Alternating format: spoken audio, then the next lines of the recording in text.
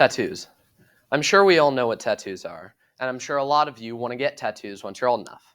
Well, it's a good thing that today tattoos are exactly what we're going to talk about. Let's get prepped and come with me as we get this full-on tattoo sleeve. I'll start with a bit of a history lesson about or behind the ink, followed by the types of tats you can get and why people would have or get these tattoos. And then we'll finish off this sleeve by talking about the science behind tattoo technology. So with the tattoo area prepped, let's get right into this. Starting with a bit of a history lesson, let's look at the earliest found tattoos. In 1996, a caveman was found on the Italian-Austrian border. His name is Otzi. Look at that face. Otzi was carbon dated back to 5,200 years old, and he had tattoos all over his body. According to Don Brothwell of the University of York, the tattoos that Otzi had corresponded to areas of high strain, showing that his tattoos were actually therapeutic. Now, moving on from our good friend Otzi over here, let's look at a little bit of an older example of the Egyptians. There have been Egyptians dated back to 4000 BC with tattoos on their bodies. One of these Egyptians was Amunet, a high status priestess um, from that time area.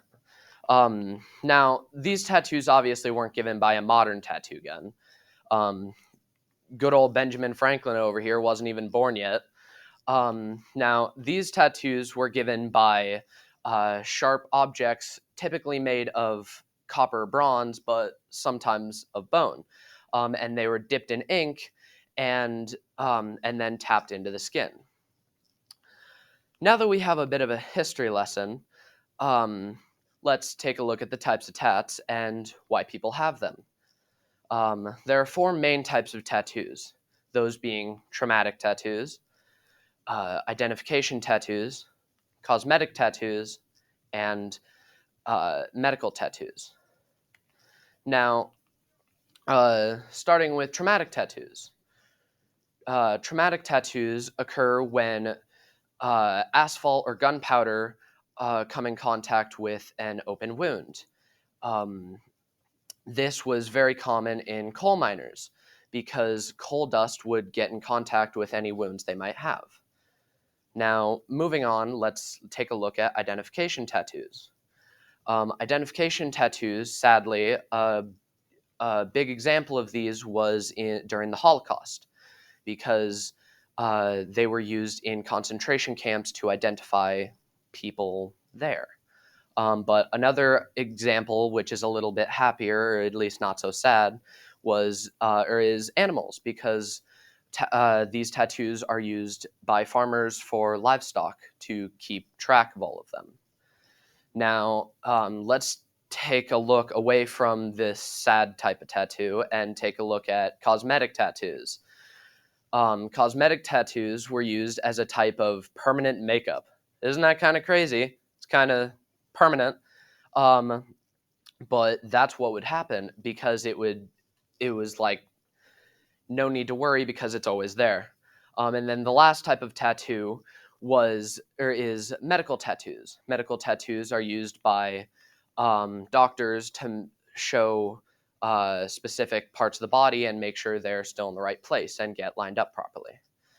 Now, lastly, let's take a look at the tattoo technology.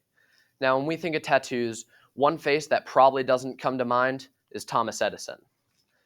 Now, although he didn't create the tattoo gun directly, it was one of his inventions that led to its creation. In the 1970s, Edison received a patent for an electric pen. This pen used a motor and it drove up and down to create stencils, which were then rolled over ink to create copies, sort of like an old-fashioned printer and copier. But this didn't last because it couldn't compete with non-motorized pens. and pencils. And by the 1980s, it was almost dead, completely gone. But according to Rutgers School of Arts and Science, the electric pen was given a new life by Samuel O'Reilly when he took its invention and created the first tattoo gun. Um, modern tattoo guns use needles, obviously, in small bunches. These needles, however, are not like normal hypodermic needles, because hypodermic needles um, inject liquid and fluids, but tattoo needles don't. Tattoo needles actually um, use suction and the power of suction. Um, they push into the skin, and then as they pull back out, they suction pulls the ink into the pocket that the needles just created. Um, now, now let's recap real quick. First, we did a little bit of a history lesson on the history of the ink. Then we took a look at the types of tats that you can get and why people would have or get these tattoos. And then we finished off this sleeve by looking at the science behind tattoo technology. Thank you all for coming with me as I got this sleeve. Thank you.